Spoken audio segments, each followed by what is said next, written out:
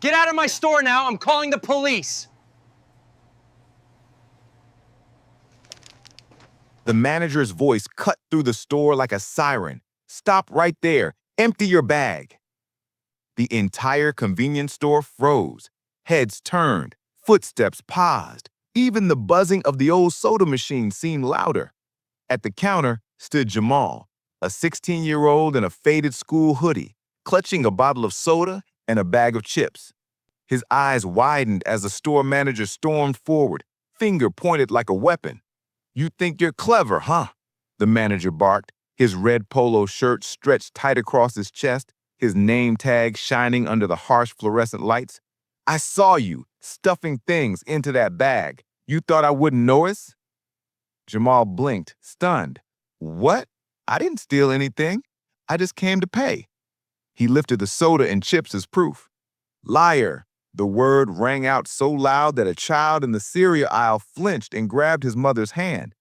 Customers froze mid-step, their carts half pushed, their eyes swinging between the manager's red face and the teenager who now looked cornered. Jamal's stomach churned.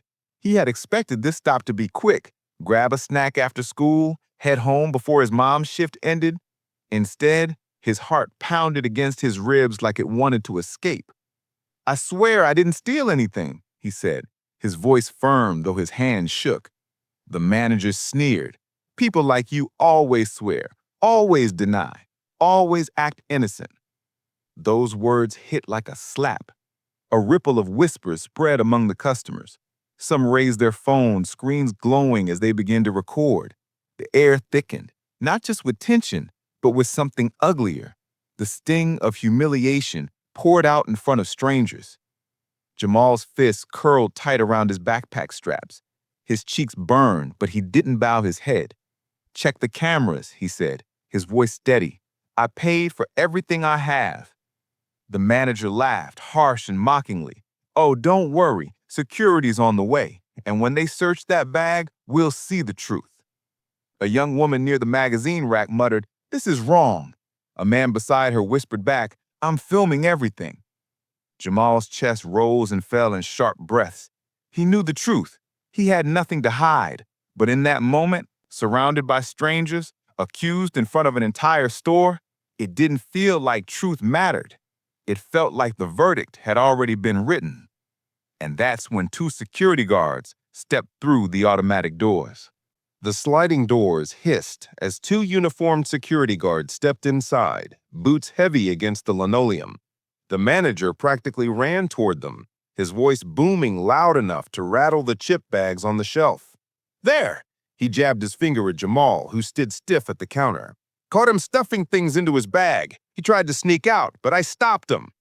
The guards turned their heads in unison. Jamal felt their eyes on him, cold, assessing. His stomach twisted. "I didn't steal anything," Jamal said quickly, his voice shaking but strong enough to carry. He lifted the soda and the chips higher. "That's all I have." The manager scoffed, cutting him off. "Check the bag. You'll find the truth." The taller guard stepped closer, his shadow falling over Jamal. "Kid, do you mind showing us what's in your bag?" Jamal's chest tightened. Every nerve screamed that he had nothing to hide, that opening the bag would prove he was innocent. But the way everyone was watching, phones out, whispers running like a current, made the act feel like stepping into a trap. "I didn't steal," he repeated. His voice cracked but steadied again. "If you want the truth, check the cameras." Gasps rippled through the crowd. A silver-haired woman near the candy aisle spoke up, her voice trembling with anger. "He's right. I saw him grab those chips and soda, nothing else. He walked straight here." "Stay out of this, ma'am," the manager snapped, turning red. "You didn't see what I saw." "Oh, I saw plenty," she shot back, folding her arms. "I saw him chasing him down before he even reached the register. You didn't even give him a chance to pay." Murmurs grew louder. More phones tilted toward the manager, his face flushed darker, sweat dawning his forehead. The shorter guard shifted uneasily. "Maybe we should check the security feed." "No!" the manager barked, his voice cracking like glass. "No need for that. I saw him. People like him always try to deny it. He was stealing. End of story." The phrase hung heavy in the air. People like him. Every phone caught it. Every customer heard it. A mother holding her child shook her head, whispering, "That's not right." Jamal's heart hammered, but something inside him hardened. His fists unclenched, and he lifted his chin. "You keep saying I stole. Prove it. Show the cameras, or admit you're lying." The manager froze, his eyes darting toward the monitor above the counter. For the first time, his certainty cracked. "Sir," the taller guard said slowly, "if the cameras back you up, this will be over in seconds." The manager's throat bobbed. "The feed isn't working right now. It glitches all the time." A laugh broke out from the crowd, sharp and disbelieving. Someone muttered, "Yeah, sure it does." Another voice chimed in, "He's hiding something." The guards exchanged looks. Pressure built in the room like a rising tide. Then the silver-haired woman raised her phone higher. "Well, my camera's working just fine, and I've got the whole thing recorded." The crowd stirred. Dozens of phones lifted higher, capturing not just the boy, but the man unraveling under the weight of his own lies. The shorter guard sighed, rubbing his temple. "Look, if you're so confident, let's roll the footage. Otherwise—" He didn't finish. He didn't need to. The crowd was finishing it for him. "Play the cameras. Show the truth. Stop harassing the kid." The manager's face twisted, his jaw clenched so tight it trembled. "Fine," he spat. He stomped to the counter, fumbling with the controls. "We'll check, and when we see he's guilty, don't come crying to me." But Jamal didn't flinch. For the first time since the nightmare began, he felt the flicker of strength.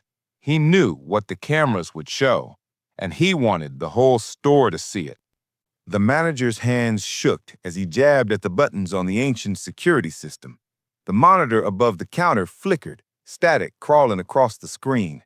The crowd pressed closer, customers abandoning their carts, their phones all aimed upward, ready to capture the truth or the lie. Jamal stood still, his backpack heavy on his shoulders, his throat dry. Every second felt like an eternity. "There," the manager muttered, stabbing at the controls. "We'll see who's lying now." The screen came to life, grainy black and white footage from 15 minutes earlier. The crowd fell silent as the camera angle showed Jamal entering the store, pulling his hood down, walking calmly toward the snack aisle. His movements were steady, deliberate. He picked up a bottle of soda, then a bag of chips. The manager's face paled. The video rolled on. Jamal walked to the counter, his items in clear view, his other hand adjusting the straps of his backpack. No stuffing, no hiding, no stealing. The silver-haired woman let out a triumphant, "Ha!" The screen cut to live feed. Jamal standing right where he was now, clutching the very same soda and chips. Murmurs rose like thunder. He didn't steal a thing. Caught lying. Unbelievable. The taller guard folded his arms, glaring at the manager. "Looks like the kid told the truth. You owe him an apology." The manager's jaw clenched so hard his teeth ground audibly. "The feed, it doesn't show everything. He coulda—" "No!" Jamal's voice cut through, strong now, steady as stone. He stepped forward, eyes locked at the man who had tried to ruin him. "You tried to humiliate me in front of everyone. You accused me because of how I look, but the cameras don't lie, and now everybody knows the truth." The store went dead quiet. Dozens of phones were still recording, the red lights glowing like a wall of judgment. The shorter guard shook his head in disgust. "Kid, you're free to go. And you," he jabbed a finger at the manager, "are going to be dealing with a report." The crowd erupted. Some clapped, some booed the manager. A mother hugged her child tighter, whispering, "Remember this, baby. Never let anyone tell you who you are." The manager stammered, sweat beading down his temples. I was only doing my job." "Your job," the silver-haired woman snapped, stepping forward, her phone still raised. "Your job is to treat customers with respect, not shame them because of your prejudice. You wanted to break him. Instead, you broke yourself." The man's face collapsed into something small, pitiful, as he backed toward the counter. His authority, once towering, had crumbled into dust. Jamal adjusted his backpack, his hands no longer trembling. He walked past the counter, Past the frozen manager, past the glowing cameras, his shoulders squared and head high. The automatic doors hissed open, sunlight pouring in like vindication. As he stepped through, applause followed. The sound of strangers clapping, cheering, lifting him up with their voices. Some shouted, "Stay strong, kid." Others called, "We've got your back." Jamal didn't look back. He didn't need to. Out on the sidewalk, he stopped for just a second, letting the cool air hit his face. His chest rose and fell, the tightness finally releasing. For the first time all day, he smiled, because the truth had spoken louder than the lie, and the man who tried to break him had been broken by it.